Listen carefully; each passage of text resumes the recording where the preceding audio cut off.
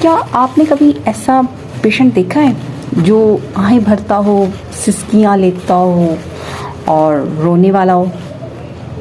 कभी एक वक्त में हंसता हो और कभी कभी वो आपके साथ मजाक कर रहा हो और जल्दी मजाक करते करते उसका मूड चेंज हो जाए और वो गमगीन हालत में पहुंच जाए और इसके साथ साथ आंसू बहाने लग जाए। तो इसकी एक दवा है ना, चले मैं आपको बताती हूँ। मैं हूँ आपकी दोस्त डॉक्टर इरम खान नियाजी। मैं आप सबको अपने चैनल पे वेलकम करती हूँ, माय डियर यूट्यूब फैमिली। मेरी दुआ है कि अल्लाह पाक आप सबको अपने हिफ्ज़ व अमान में रखे, खुश रहें और लोगों में खुशियाँ बांटें। माय डियर यूट्यूब फैमिली, मेरे चैनल को लाइक कीजिएगा, शेयर कीजिएगा और मेरे चैनल को सब्सक्राइब ज़रूर कीजिएगा। बेल आइकॉन को भी दबाइएगा ताकि मेरी जो भी आने वाली वीडियो वो आप तक सबसे पहले पहुंचे। तो आज हम बात कर रहे हैं, जो मैंने आपसे बात की पहले स्टार्ट में, कि अगर पेशेंट को आप ऐसा देखें जो आहें भरता हो, सिसकियाँ लेता हो, रोने वाला हो, इसके साथ साथ वो एकदम से हंसता हो और एक साथ ही उसका मूड जो है ना वो चेंज हो जाए एकदम से, जैसे कि गमगीन हो गया हंसते हंसते और आंसू बहाने लग गया बिला वजह से।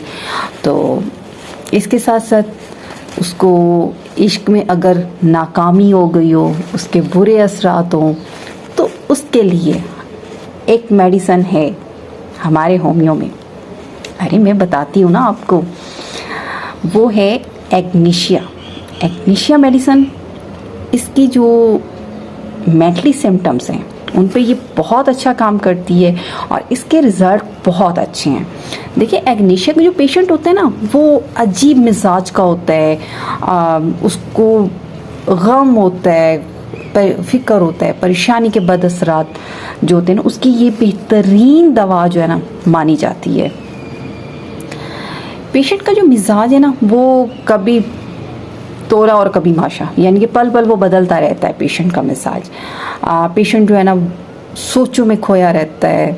एग्नीशिया का मरीज़ जो होता है, आप उसमें एक और अलामात देखेंगे कि वो तन्हा रहना पसंद करता है, वो अकेला अकेला रहता है, एक दूसरे से किसी दूसरे से मिलना भी वो पसंद नहीं करता।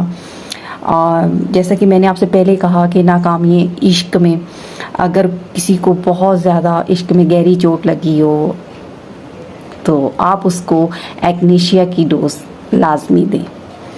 इसके साथ साथ आंसू बहाता हो, गमगीन होता हो, इसके अलावा मामूली इल्ज़ाम, गुस्से में भड़क जाना, मरीज़ जो है वो बेसब्री का मुजाहरा करता है।